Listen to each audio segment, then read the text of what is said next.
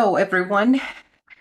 We're here today to start another section of Join the Resistance. From what I hear last week, we were having issues with technical difficulties and the sound. So hopefully today we're able to do better. So hopefully you're able to listen to us. If not, let us know. But today I wanted to take an opportunity and talk to you a little bit about how Join the Resistance started, about who I am, and what's the purpose of this podcast, so you be aware of what we're trying to do each Saturday that we meet at 5 o'clock. Please subscribe so to see each week new content. So let me tell you a little bit about myself. Like I said, my name is Nancy Giraldo. I am a licensed clinical social worker, so therefore I'm a clinical therapist, a psychotherapist. I've been a mental health professional for more than 20 years. And I have a background both working in my private practice as an educator. I taught at a university level psychology and social work courses at undergraduate who were training to become social workers or psychologists. And my specialties are trauma. I'm a clinical professional, trauma certified clinical professional, trauma professional, CCTP. And I work with all age groups, children of all ages, adults, couples, families, marriage counseling, and I specialize in working with people with depression, anxiety, bipolar, and other mental health issues. So how was this born?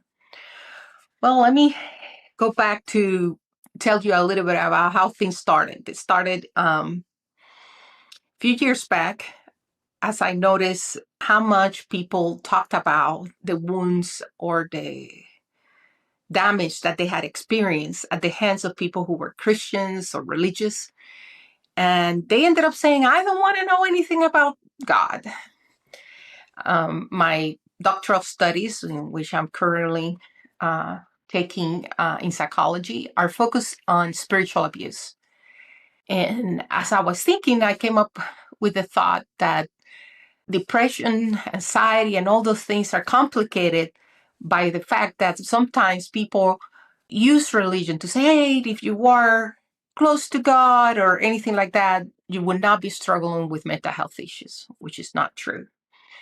So I concluded that the wrong theology can be detrimental for your mental health and well-being.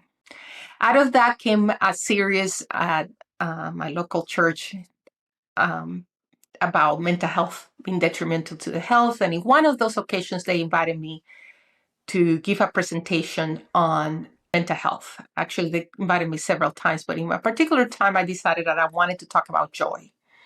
I wanted to finish, it was the last in the series, with something positive. And I wanted to talk about joy. And I know what you're thinking. Joy, really? I'm struggling with mental health. I am depressed. At times I don't want to be alive. And you talk to me about joy being the answer. Well, joy is a answer and one that is powerful, but not the only answer. I talk about mental health issues, going to therapy, medication. All those things are part of the answer. But the answer behind joy is a powerful one. And it's from there that this series came about. So what is joy? So joy is more than an emotion. It's a choice. And from a Christian perspective, we're thinking about how depression and anxiety is tied to, it's a mood disorder, so therefore is a difficult part to discern. Sometimes we're thinking, oh, I'm just pessimistic. Well, if you're depressed, you're going to be pessimistic, right? In the sense of having negative thoughts. The problem is that we take for granted our thoughts. We say, well, our thoughts is our reality. There's nothing else that I can do about it. So I believe my thoughts. But what about if I was to tell you that we can choose what thoughts and what feelings we're going to believe. Because every feeling, every thought that we think about is not true. Actually, I think pretty wild things, if I must be honest. Thank goodness, I don't believe everything I think. And so that's part of the idea. Well, how do we choose joy and understand joy? Because joy is a choice to not give in to the despair of depression and anxiety. Hear me. I do understand depression and anxiety. I'm not only a mental health professional that I understand it from the perspective of clients and people that I have helped. I understand them because I have lived with depression and anxiety since I was childhood, and I have successfully been treated for it. And I believe that even though treatment was successful and medications have been successful in my own recovery and my own healing, joy has been a significant, powerful tool as well. I think it's kind of the bow tying the gift. And I want that to be for you as well. But that needs to come from a place of healing, a positive understanding of what joy is. Joy, from the perspective that I want to share with you, is a person. It's the person of Jesus Christ. But it's not this idea that he doesn't understand our sorrows. It's not this idea of a taxing God. It's from a place of a loving God. I want you to know the God that came to this world to die for you and me, who knows what depression is. He knows the depth of despair. He was in Gethsemane, laying there, begging his Father, let this cup pass from me, if it is your will, because he knew the pain and sorrow that was. He understands your pain and sorrow. He understands your darkest days because he has seen the darkness and he wants to bring light into your darkness.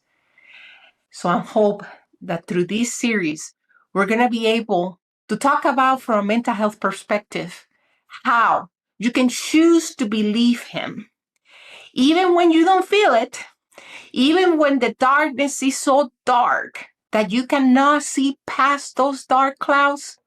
You can choose to believe that better days will come. That's my invitation to you. But I'm going to give you concrete steps and tools on how to cope with anxiety and depression.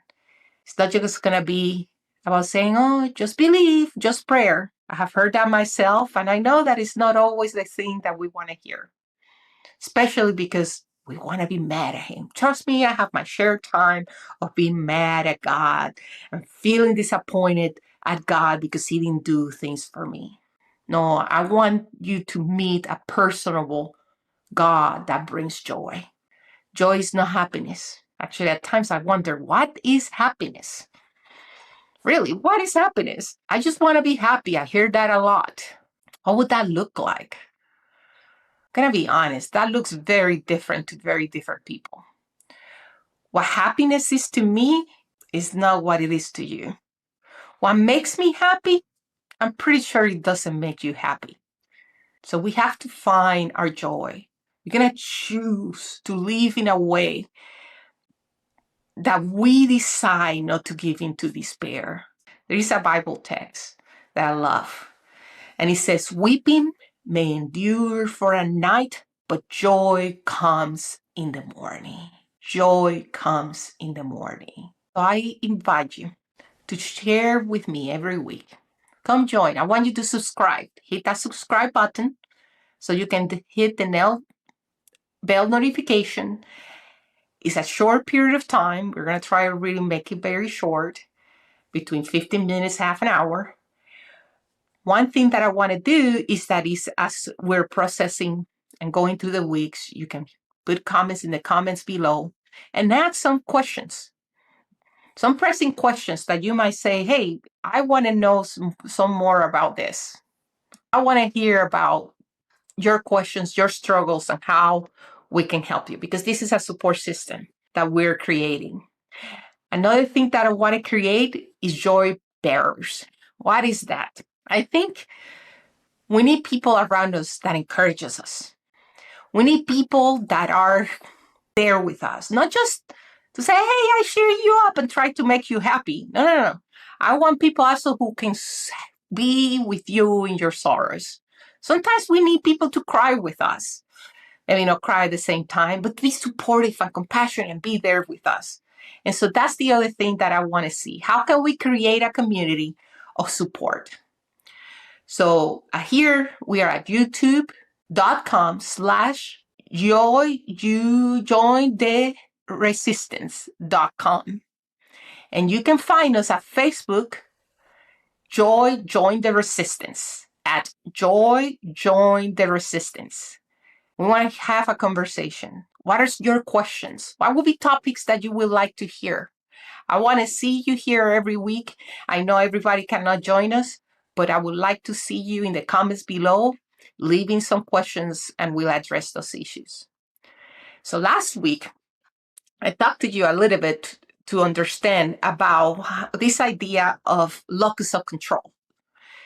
And I explained that locus of control is something that happens within what you think has the power over your life. So does it come from the outside? Is it people have more control over my life? Or is it coming from inside, the internal locus of control? So let's say, for example, I used to teach in a university and students will come to me and say, "That's why did you give me this grade?" Well, the first thing, I did not give them the grade. They earned the grade, which means I don't get to decide how they have a grade because it's how they answer those questions. Let's say multiple choice questions have a right or wrong answers. And so they decide if they chose or not. Did they study? So when they have an external locus of control, they will say it's the teacher's fault. She didn't explain the things very well. When you have an internal locus of control, you say, well, I understand. I didn't study hard enough. I was too tired. I didn't do the things. And so, do you see how that can play a role? If you were having an external locus of control, you will feel at the mercy of life, right? Everybody else is responsible for what's going on for me. So that will leave you very powerless. An internal locus of control will feel like you have some control over your life. Reality is that it's a little bit of both, right? It's not just internal or external. You have no control over everything. But when we accept the control we have for ourselves and let go of the control that we have over things or people that are not under our control, we actually gain control over our lives. So control is many times the reason we have depression and anxiety. Not depression mostly, but mostly anxiety. I believe anxiety is basically about control. The more out of control I feel inside or the world around me, the more anxious I am, right? And the problem is that many times we're trying to control the things that are out there in the world. Oh, let me control at the time my kids get home, or if they drive or not the car, put the things inside the car that they need to, or things, at what time I need to arrive at work. Control makes us very anxious. But when we let go of control, we actually gain control over the things that we actually have control, which is ourselves. When we're trying to control things outside of ourselves, we lose the control we have over our lives. So I think one of the things that we can say is that we don't have to be worried about things. I know I can say that. That's very easy to say, very difficult to follow, right? But what is the difference between worry and problem solving? So think about worrying. We just go round and round about way, thinking, reminiscing about the same thing with no solution. Problem solving. I don't have money to pay this bill. Okay, what do I need to do? Do I need to ask for an extension? Do I need to work more? Sell something? Once I decide which one is the best option, I can put it away because I have a solution. So I don't have to be worrying about it.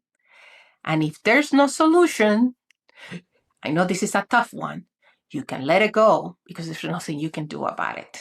You don't have to be strolling without worrying. As I know, that's very hard to do. I'm not going to lie to you. That is very hard to do. It takes a lot of training your mind to do that. But the wonderful thing about joy in the midst of difficulties is that we don't give in to despair.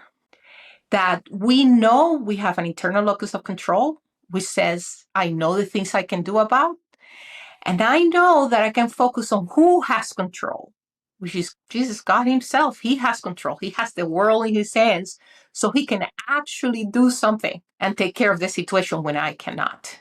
So I don't have to despair. I can choose joy because joy is the person of Jesus. I'm going to go back to the story that I said last week that unfortunately the sound didn't go through. So I want you to hear it. There were two men. And these two men were at a hospital. They had been there for an extended period of time. And unfortunately, they were so sick that they needed to be there for a while. One of the men was stationed by the window, and the other man's bed was stationed by the door. The man by the door was not a happy camper. He didn't like the noise of all those passing by, and he resented the man by the window. See, the man by the window kept telling him about everything he saw out there. He said, oh, look at the dad with his son. Buy him ice cream. Oh, what a delicious thing. I wish I could eat some ice cream. Oh, look at the teenagers holding hands. Young love. Oh, look at those two, looking at each other's eyes. Ah, love, wonderful love. Look at those balloons, different colors. They keep running around. Look at the roses. Oh, I bet they smell so good. The guy by the door was so resentful. Why do you keep rubbing in? I cannot be by the window and enjoy what you're seeing. I wish I was by the window. He needs to stop telling me about the window because I'm resenting the fact that he's there.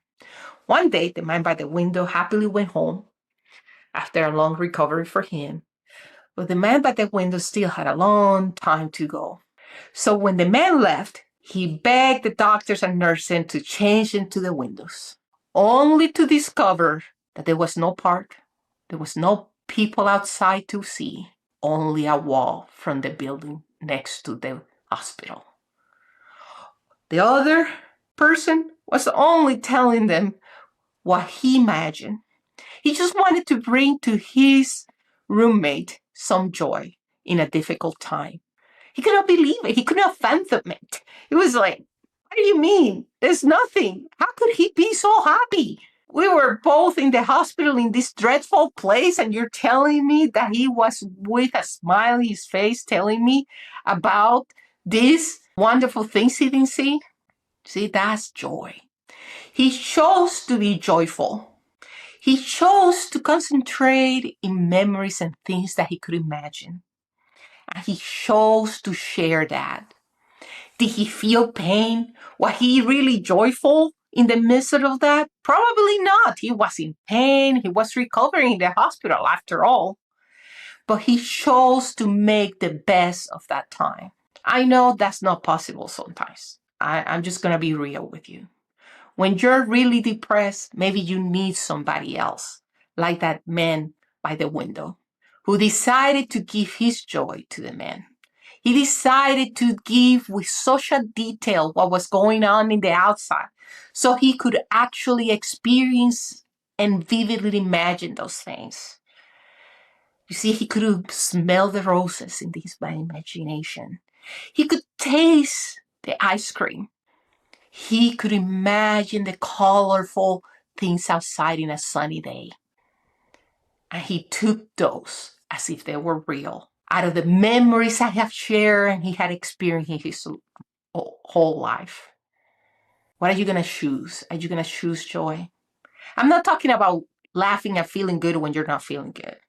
I'm talking about the joy that is a choice of saying, I'm going to focus on my misery, or I'm going to try to find the silver lining in this moment.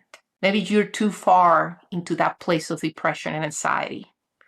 Maybe it is too hard to make that choice. I am hoping that around you, the joy bearers. We are called to help bear the difficult times of other people. And maybe we can be there to lift them up. It is my wish that people in the Christian community can be that. Not about you need to believe this, you need to behave this. We have enough of that in this world.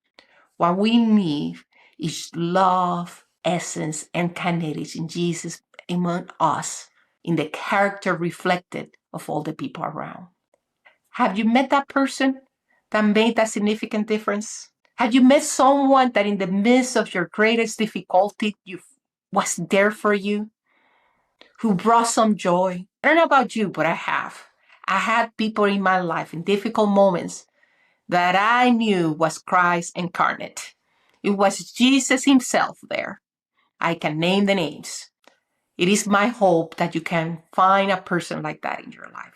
And I'm hoping that in this community, we can create that kind of bridge, that kind of opportunity where we can talk to each other, have honest conversation about our struggles, without judgment, with love. We might not feel it, but we can choose it. We can choose to have joy, the joy of Christ in us. I invite you every week at 5 o'clock Saturdays. We're going to be here. Please write your comments below. If you have any questions about any mental health issue, I will be more than glad to answer those questions. I'm not a theologian, but I am more than glad as well to talk about things that you might be confused about. Overall, I want you to know, as I know, the God of the entire universe loves me and wants me. Do you know that? That the God of the whole universe loves me and wants me? Better yet, do you know that the God of the entire universe loves you and wants you? I want you this week to every time repeat that as affirmation. When you're in the grip of despair, when you're anxious, when you feel you have no hope, know this, that the God of the entire universe loves you and wants you. I want to see you next week here for another time, and let us know so how we can help and be of support to you. See you next week at 5 o'clock. And also, if you want to have some conversations, go to Facebook at Join the Resistance. See you later.